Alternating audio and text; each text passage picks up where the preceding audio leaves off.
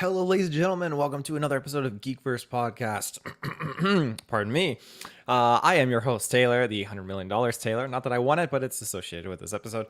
Non-spoilers and then spoilers of Chucky, Season 2, Episode 2. Thank you for being here, everybody. But before we get into the good stuff, a couple of plugs. You can find us with your internet connection in the search bar. GeekVerse.ca is our home base. GeekVerseCast is our Twitter. GeekVerse on our Facebook. Let's see. We got a whole plethora of stuff popping off. But first things first, we want you to check out our Patreon. We get ad-free early episodes available there. You know, supporting the show helps us grow, create new content, and it's just all around a great time. Now, our Patreon producers, gotta owe you guys a big shout outs. Thank you. Aaron Braden, April Darkness, Smalley Biggs, Joshua Wright. You're all fan-freaking-tastic.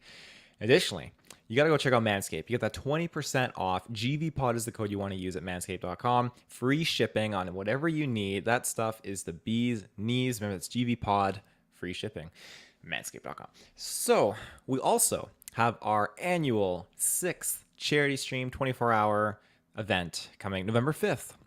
9 a.m. Pacific Standard Time with a goal of $3,500. This is going to be legendary. We got a whole ton of events that are lined up. We're gonna have special guests popping in and just a whole bunch of awesome fun times and games that are going to be enjoyed by all of your yours truly and your other hosts as well of Geekverse and friends. So definitely tune into that. It's going to be a heckin' good time. And aside from that, I'll be reviewing Halloween Ends with Travis, and we have our Rings of Power finale that has dropped on our feeds. We have our She-Hulk finale review that's dropped on our feeds. We are currently reviewing Andor. We are currently reviewing House of the Dragon, and I am currently reviewing Chucky.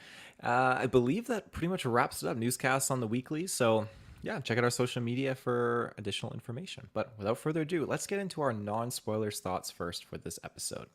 Now, I think that after last week's, we had, the climax of the first season's finale was kind of settled in this intro to season 2, and now we've got everything established and the playing board has the pieces slowly being put on there, and we get episode 2 now where they're kind of tackling a little bit more of that. They're placing the pieces down, and I really like it because while the end of the first episode, we know we're going to Incarnate Lord, the hall where Charles Lee Ray grew up.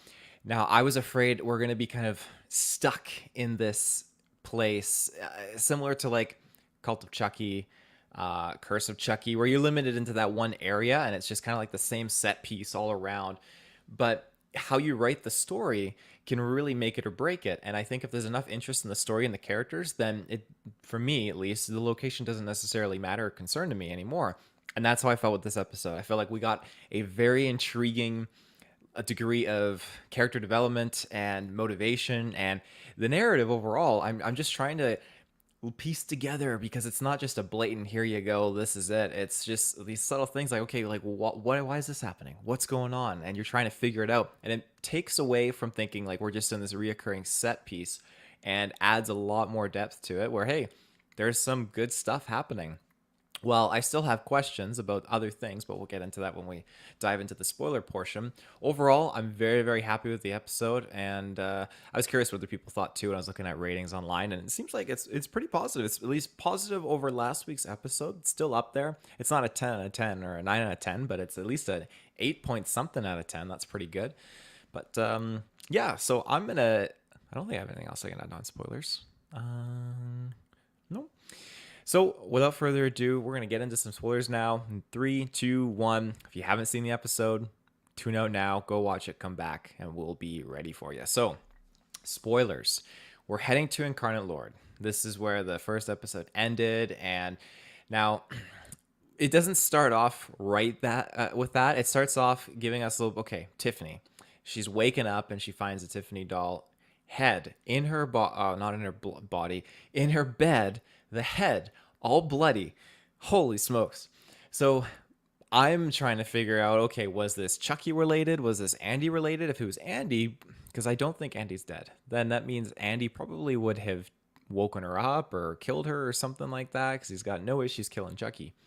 And if it was Chucky, then why didn't Chucky do the same? Kill her. I mean, Chucky does like to just savor it and not kind of rush to the end and build up that tensity and the intense tensity.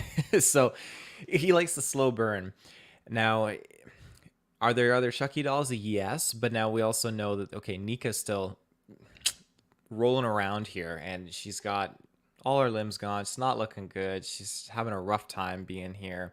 Uh, but we'll kind of touch more upon that later because there's an interesting dynamic going on. But I digress. So after Tiffany pulls out like the head from her bed and storms off to go see Nika, goes downstairs, sees Nika in like her chambers, and then draws blood to because she's like, oh, I want to speak to Chucky. Chucky comes out because they share a personality, and then Chucky confirms that he's probably the one who put the Tiffany doll head in the bed, and that again reaffirms like, oh, I'm coming for you. I'm coming for those kids, not Glenn and Glenda, but the other kids at Incarnate Hall or Lord, sorry. And we also at this point get to you get to see a little bit more of just this dynamic between the relationship because obviously they're really just hating each other for what happened, and what was a secret is obviously the Chuckies all know that Tiffany did some shady shit towards Chucky and it backfired. We still don't have that proper explanation as to what was going on with the Tiffany doll or how that the soul of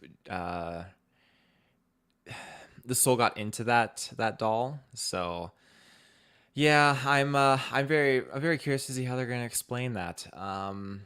But sorry, I think I just realized like why did I write Tiffany? I think it's Jennifer Tilly, isn't it? You're getting my names confused. It's been a long week. It's been a long work day, ladies and gentlemen. Thank you for bearing with me here. The Jennifer Tilly doll, not the Tiffany doll. I was combining the names there. So moving on after Nika is just possessed and not doing good, and Jennifer Tilly is just trying to control the situation for the most part. We go back to Incarnate Lord. We get introduced to this character Trevor, which was hinted at in the first episode. This is Lexi's bully back in school. He is now an altar boy, and we learn that the school, like, when they do their church ceremony and such, that they're doing a toy drive basically, and this is how our three characters are kind of just getting immersed into what to expect and just kind of get the lay of the land. And then Lexi has a roommate that she's been introduced here as well. It meets all three of them actually in the church proceedings, but they all get taken to get fitted with uniforms in the priest's office by one of the nuns. And this is when we learn about this toy drive and then the package that we saw at the end of last week's episode. We see here. And this is when obviously the kids leave. It's revealed as a Chucky doll. And it's at that point now where if you see a Chucky doll, you just know that it's bad. You know it's possessed. You can assume. It's safe to assume. So before he starts causing a ruckus, one of the nuns like holds up Chucky and is like, "Oh, I'm convinced I see the Lord's face in this doll." And the other older nun calls her out like, "Oh, just like you saw it in a taco last week," like just putting her to shit. So that's all fun and games, and then the kids are basically being shown their dormitories and by the priest and the nun who saw God's face and Chucky, leaving the older nun to just kind of set up with the toy drive and do some packaging. So she stays there. Chucky does his playing thing where he just I feel like to do it to this old lady is just cruel because he's on the back table behind her. He falls down intentionally, and then she has to get up, go pick him up, put him on the table, and then walk back. And then he falls again, and she looks back like, oh, I'm not going to do it. But then, sure enough, he's gone. He's not behind her anymore. She doesn't notice until he just jumps up on top of the desk of the priest. And this is where, this was from the trailer. And he just starts dropping all these one-liners, and she whips out her Jesus cross, and Chucky's like, "Wait, that's vampires!" And then he starts hissing at her like he's a vampire. And I shouldn't laugh. This is really, really terrible, but it tickled my funny bone really, really hard. Then he drops that legendary line of "I'm Chucky, wanna pray," again from the trailer, and then she just dies. Now, this is where it gets interesting because I was trying to figure out, alluding to this in the non-spoilers, I was trying to figure this out. He whips out a phone and photographs her. And I didn't connect the dots until later on in the episode when we get there, but it was very peculiar because we've never seen Chucky really do something like that before. Now, this doesn't take long for the kids to see and learn that Chucky is back. They're all standing out in front of the office, and the priest is like, "Oh, yeah, she's moved on. Like, this happens, and everyone's just super casual about this older nun dying. But the kids look into the room, and Chucky's just laying but casually on the desk of the priest, and he just like casually just evil face and like flips the bird at them, and then goes back to like resting position. It's just another cheesy thing. But moving on from there, now we've got the kids obviously confirmed that okay, Chucky is back, he's here. But moving on, so we're back at Jennifer Tilly's home, and she's watching Liar Liar with Nika, and we learn that Jennifer has blasted through $100 million because obviously she took over Jennifer Tilly's body, and she got hundreds of $1 million, all that stuff. We also learn, okay, well, she didn't take over the body before Liar Liar, so that was not Jim Carrey working with a killer. That was Jim Carrey working with a real actress. But all of a sudden, the detective shows up, and at this point it was kind of alluded to like, oh yeah, like I'm gonna have to like muzzle you up because my kids are coming, Glenn and Glenda, they're gonna be on their way here for their celebration, their party. So the cop tries to get Nika out of the, or not the cop, Jennifer tries to get Nika out of the way here really quick because this person knocking, who is a cop knocking on the door, managed to just get past the front gate because she's got that extra protection. So obviously she hides Nika, goes to the door, and then the cop shows up and starts asking some questions, and she's just super, meaning Jennifer, super suspicious. She's just deflecting it terribly. Holy crap. So the detective obviously is suspicious of her, and after deflecting all the questions poorly, like he eventually leaves, and then it's the questions, I guess I should say, were all focused on Nika having murdered people from Cult of Chucky and then gone missing from that mental hospital. So it was kind of cool to have again that kind of touched upon topic there of that film. But yeah, the cop ends up leaving and she ends up going back inside. And then we get back to Incarnate Lord, and now we have again the board pieces are falling into play here because Jake Wheeler, he's running around, sneaking around, and he's trying to get Chucky inside the office. But unfortunately, he's caught red-handed by Father Bryce. This is the priest. And it always intrigues me because Chucky doesn't really have to do much at all. He's always just has to sit casually there and lets other people get caught in trouble, or just even when you're in his presence, you can get in shit. And that's what happens here because Jake was in the office and he was just looking at the doll and trying to like prompt him and everything like that. And yeah, the father catches him in the act, so to speak. So he got punished. Now, the weird thing is trying to figure out, again, what Chucky is all about. Because while Jake was in this room and he had a moment with Father Bryce, and you just get this really, really unsettling vibe from him as far as priests go, he wants Jake to pick out a Bible verse and gives him a Bible and then read it to him later. So while he's locked in this room, which is a very terrifying way to treat a child who's dealing with this kind of trauma, Jake's locked in this room, the office of Father Bryce, with the Chucky doll.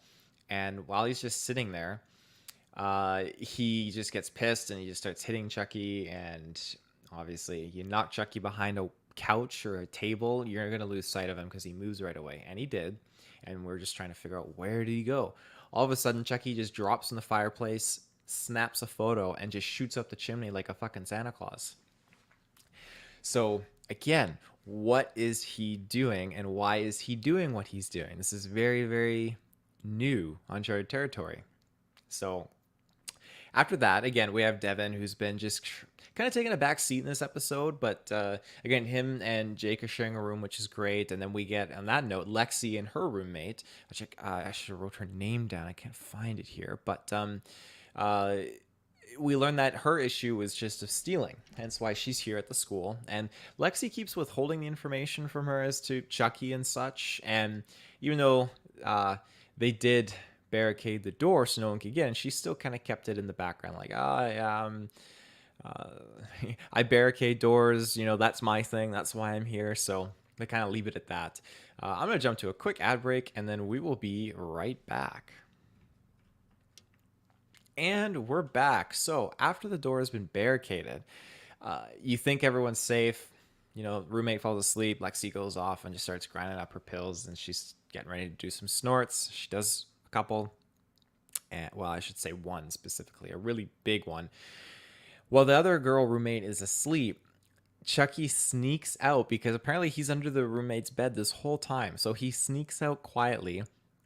He takes another photo of Lexi here, makes for the door, and is trying to push the dresser off the door so he can sneak out. And these doors all lock from the outside, not from the inside.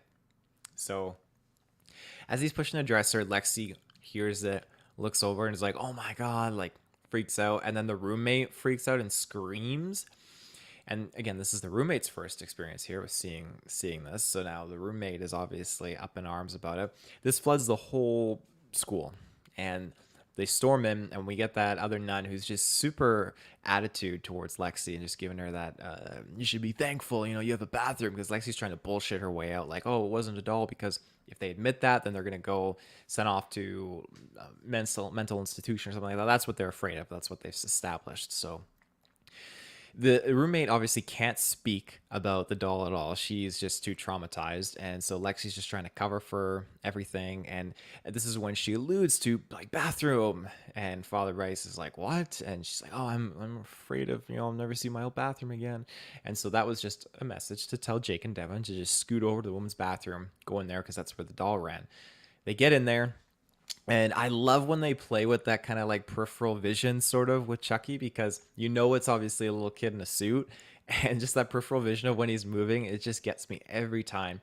Chucky almost stabs Jake. Luckily, Devin just drop kicks the shit out of Chucky, sends him flying. That's when Chucky starts running, trips, and they grab him. And while they were going to kill him, they realized, no, you know what? Okay, he dropped the phone. We need to just kind of hold him down for a second and figure out what's going to happen here. So they take the phone and they look at it. And this fucking got me because, again, he's got selfies in there where he's doing like, West Side kind of stuff. Like, he's just being just such a character, like next to an angel's sculpture head and stuff like that. Just funny stuff. And then you get the pictures of the people he's been photographing. And that's when they're wondering, okay, like what's going on here? But Devin gets the idea that we'll talk to later that, okay, there's something going on with this specific Chucky, because he's not revealing any information. He's not telling them how many more Chuckies there are, which we still don't know, because there was the initial 72 of them, I believe, that was announced in that first episode. But anyways, I digress. We get the whole group, including Lexi's roommate, at this hostage area where they got Chucky tied up. And they learn that he is not a killer. I mean, he is a killer, but in this sense, he's only a scout, which is very new. So we're trying to figure out now, who is he scouting for? Is he scouting for a Chucky? Is he scouting for a Jennifer Tilly? Like, what is his plan here? But he's not obviously going to cave and tell anyone. And this isn't the first time that we've seen a Chucky taken hostage. We've seen a few times, at least with Andy. Andy had the head in one of the previous films boxed up and stuff, and he was just talking to it. Very weird. But after all that, which I can't wait to explore what that'll lead to in future episodes, but after all that, the scene jumps back over to Jennifer Tilly with Nika, somewhat alluding to her that it's Jennifer that's trying to gather the information.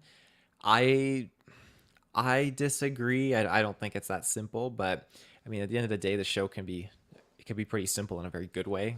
But I digress. Jennifer tosses Nika into her room and runs to the front door because doorbell rang. She thinks it's her kids. It's not. It's the cop.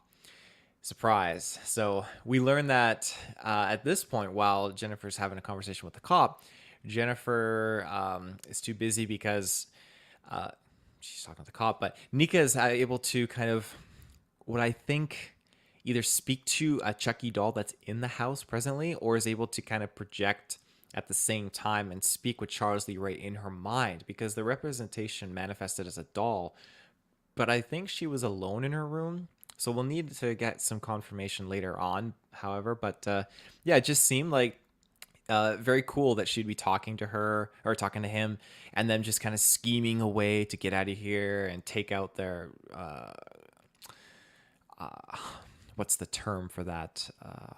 Hostager? No, you're the person kind of holding you hostage, Jennifer. So I think that's really interesting how they're gonna tell that story and how it's gonna unfold. But yeah, she's definitely tolerating Charles Lee Ray for the time being, but it's definitely not something that's is long term, because she just wants to get rid of him for good. And I don't blame her, because she's not doing well at all. But we know that, okay, they're scheming, and they definitely alluded to more that uh, Jennifer Tilly doll's head was put into the bed, and it explains a little bit more, going into depth about that too. But anyways, Jennifer, going back to her upstairs, the detective walks in and they're talking, and of course, okay, he's gonna bite the dust. Sure enough, he does. Jennifer just slits his throat really, really quickly.